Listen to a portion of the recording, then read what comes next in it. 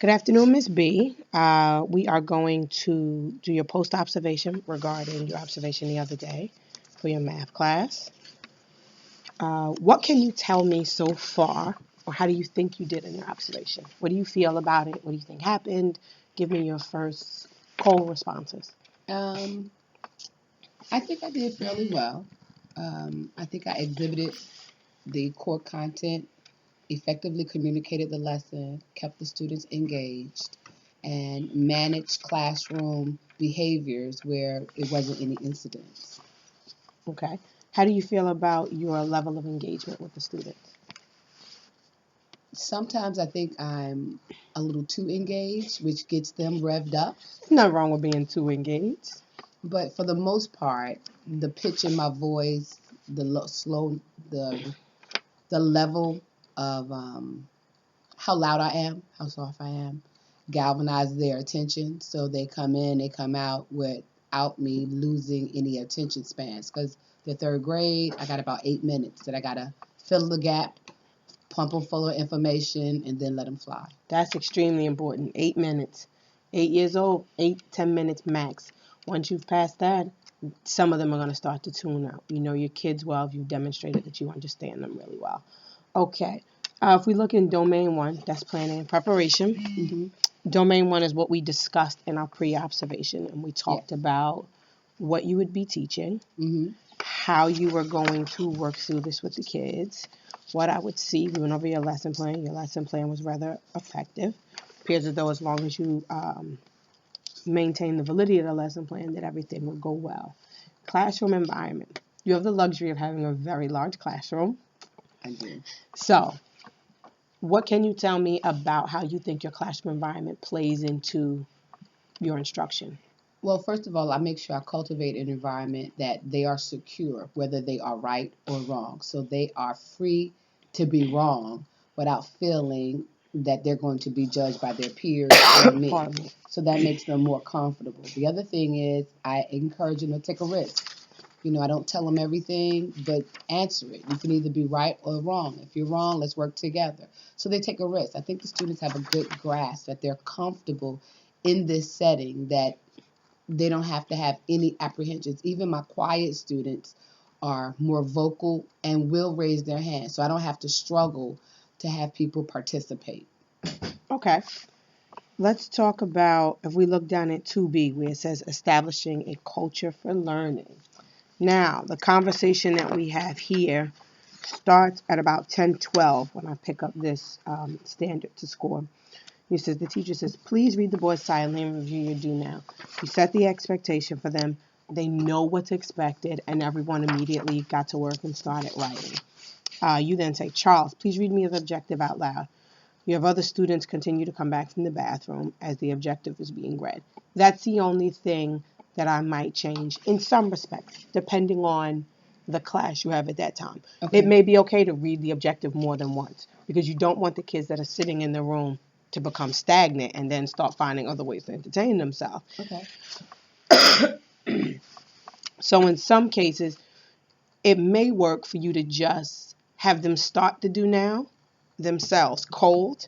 Okay. And then you can survey the room and figure out, do I need to review what we did yesterday? If it's brand new in that case, then how many kids can do this, can start this without my assistance?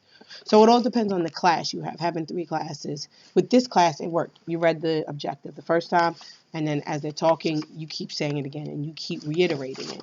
And that's why you have a 3 in part of that, because there was no question about what they were learning and how you established that between you and the children. Okay. You circulate the room the entire time and check in their notebooks so they know she's coming to check my work. I can't sit here and play. Ms. Lopez is coming. She's coming. Someone's looking. There's an expectation for what needs to be finished. And I love one of your amazing vocabulary words. I like when you take copious notes. What does copious mean? Another student says, good, detailed and neat notes. On a third grader, for a third grader to be able to say that's what copious is, works for me completely. Managing classroom procedures. The classroom works like a automated machine. Constant. Boom, boom, boom. It's clear that you set your expectations early on, and then there's no question about what the kids should be doing. You said, if we look here, we're starting at 10:04. The teacher reminds the students to complete their pre-class jobs.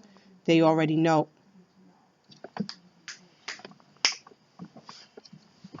Excuse me, guys. Can you close the door, please? The students already know what their expectation is, what they're doing, that I have a job to do, and then I have work that I need to do on top of that. You check for homework. The paraprofessional takes the students to the bathrooms. If you notice, anything I type in Teachscape comes up on the timestamp down at the bottom. Mm-hmm. So you know exactly. We think we do things a lot of the times and it's a normal pace. When you get to go back and look at the timestamp, you can look at it and tell, did it take me too long to do this? Right. Did I do this in enough time? Right. Did I finish it quickly? Depending on the situation. You say, computer lady, please switch back to the laptop. Once I switch screens. So clearly the kids know how to use what's in the classroom. That's a there's some adults that don't know how to switch between screens on a laptop and between devices. So the fact that you have the third graders doing that says that it's clear they understand what they're doing. You always use the word please. Please sit correctly. Please do not touch the pencils. You guys have a habit of doing things correctly. Part of our procedure is to do things correctly. Computer lady, please set the time for the next 6 minutes. Part of that procedure is using time. Time. Always making sure that they have time. Eventually, they'll know what 6 minutes feels like. If that's what you do now is always 6 minutes, their bodies will know what that feels like, and they'll start to move on their own. The 2 critical attributes. If you notice, if we look at the Danielson framework bar on Teachscape, there are attributes that I can click that come up that'll highlight and remind you that this specific skill matches this on the Danielson framework chart. So it says the routines for distribution of materials and collection of materials and supplies works efficiently. Volunteering and paraprofessional works with minimal supervision. You never have to tell Ms. Lopez what to do. She does everything on her own immediately and keeps moving. Managing student behavior is one incident that falls in that category. It says, why are we having a discussion about pencils? These are all my pencils that you're allowed to use. So you say, I bought them, but of course you're allowed to use them. It's something that we all use in our classroom. The teacher says to the student, please stop talking over me and listen to what I have to say. Let's get to work. Adam, you just asked the question that you're asking. We always write out the problem and the answer. So I remember Adam was clearly asking a question that another student just asked. He wanted to know, do we write out all of our work? And your facial expression said, Adam, of course we write out all of our work. Does that happen often with someone like Adam? Adam, yes. Adam is an assertive student and he's a quick learner. So he wants the attention and the attaboys. If I make him the computer person, I have no problem at all. But when he is not the center of attention, he grasps at things. But if I feed into that, then I won't have any time for the other kids. So I have to give him what he needs in doses, but to keep him engaged. So if I answer his question, but I don't answer in totality because he know it's already been asked, he refocuses himself because I gave him that eye contact. So that pacifies that need at that moment, if that makes sense. Absolutely. Communicating with students, you scored a 3 in that area too, which is provision. You constantly are communicating with your students. And that's a really good thing. It's clear that they need that. What made you come to that realization about your students in the room? I watched them. First of all, I did a multiple intelligence test. So it shows me how my students get it, how they process. And most of them process where they need constant interaction. Not so much all of them are kinesthetic, but they need to be reassured. They need to know I'm watching them, reaffirm them. So it's just, that and getting to know your kids, knowing what they need. Okay. The fact that you say please all the time with them, do they then do that to each other? Yes. Okay. And that's why I purposely say those things. So they learn the habit of how to speak. And that's where I was going next. You want to develop habits innately that children do on their own. Right. And anything that you do is exactly what transcends to them. Which brings me to one point. Occasionally you slip in and out of school grammar and outside grammar. And that is the only partially effective you have on here. And it's just being mindful Yeah. of the grammar. Once you get engaged and you're all excited and you're Yes. like, what are y'all doing? Like, and it happens all the time. It happens Yes. normally. But you just want to be mindful that when you slip in and out of proper school grammar, that we don't teach them that behavior. Because just like they pick up the please and thank you, they will pick up the ain't and the gonna. Yes. Yes, you're absolutely So right. that just happens. That happens with anybody once they're all engaged into And a that's a situation. big thing. And I usually catch myself after it's out. But yeah. Okay. Duly noted. Your discussioning and questioning techniques. You scored a 3 in that area also. The fact that you allow the students time to talk with one another. The fact that they're in these groups, they're having conversations, you're circulating the room, you're figuring out where they need assistance, and the fact that you're then inserting yourself only when they've demonstrated that they need you. Mhm. You're doing a very good job of allowing them and teaching them how to communicate with one another. And even when they disagree with that, that is a really good working. And that leads towards your engaging students in learning. There's nothing that is not engaging about your classroom, from the walls to your animation abilities. Yes. That works really well. The fact that you go from do now to a video to pausing the video, answering the questions in the video. Okay, let's go back. Let's do another problem in the video. Excuse me. After we've done the video, okay, now you do one. Now let's go back to the video. The constant repetition, back and forth between you, the video, and themselves. They don't have time to figure out what else went wrong. Mm-hmm. They're like, okay, I'm ready.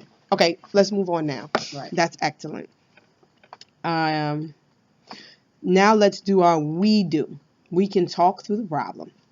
Maya explains the first step of the problem. Devon explains the second step of the problem. What strategies can we use to answer these questions? You do a good job of making sure that when you phrase your questions, it's not a yes or a no. It's not a 3 or a 4. There's always multiple ways for them to figure out how to answer this question, and that's what you do. The fact that multiple kids said, I can figure out this problem using arrays, skip count. I can use my fingers. And that may not be the one that we want them to go to, but if that's how they solve the problem and they can still get through it, right now, that's fine. We just want them to move to something that's quicker as they move out through education. When the video ends, it asks the students to practice multiplying 3 factors. Well, let's try it. 2 students are asked to help the teacher in completing the task. When they do that, you make sure that you tell them great job, and throughout your entire lesson, you praise them. Excellent. Oh my God, that's awesome. I didn't know you could do that. And clearly their faces light up because they want all of your attention when this happens. If you turn to the last page, your organizational level. This is your areas for strength. Your organizational level is important. Is an important component to your class. You could not have as much going on in your room at one time if you weren't organized. The fact that your procedures are in line, one after the other, bang, bang, bang, that works well. And your one area of growth, it's important to be mindful to always use correct grammar when you're speaking with the class. Because they pick up everything else that you do, They do. And they look up to you, they'll say, well, my teacher says that all the time. And then it'll be hard for you to break it when it's time for them to write. You are absolutely right. I agree. Is there anything, now this is the first time that they were working on this lesson. Mm-hmm. And normally, will it take you that long? So the second day around, does it take them that long? Do you go through that many rounds of, okay, do one on the board, okay, together, back and forth, back and forth?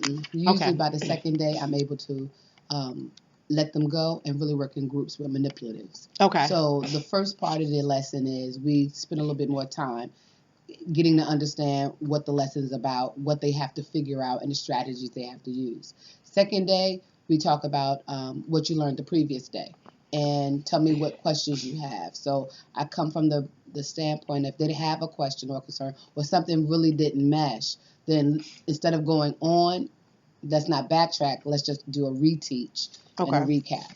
Okay. For the most part, this is a really good lesson. You scored all 3s. Do you have any other questions when it comes to anything that we can help you with on our end? Anything else that you need?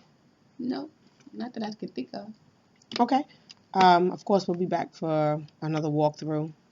I may just come and hang out and sit and see what they're doing and see how things are going. Okay. Okay.